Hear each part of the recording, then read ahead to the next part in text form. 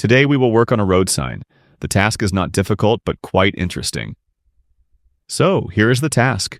What does this sign mean? Number 1. You must always drive at this speed, day or night. Number 2. This is the recommended speed during foggy conditions.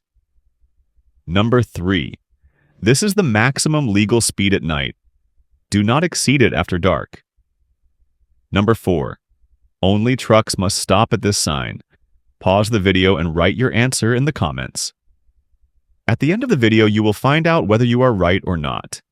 I'll set the timer and give you 5 seconds to think it over.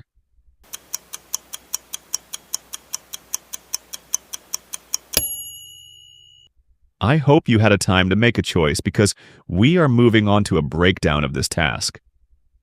The sign shows the maximum legal speed at night, usually posted below the main daytime limit. It applies only after dark and is legally enforced. This lower speed helps drivers stay safe where visibility is reduced or roads are more dangerous at night. Driving faster than this at night can result in a ticket, even if you're within the daytime limit. So the correct answer is number 3. Congratulations if you have chosen it. Subscribe to my channel so that the police never stop you and issue a fine. Drive safely and take care.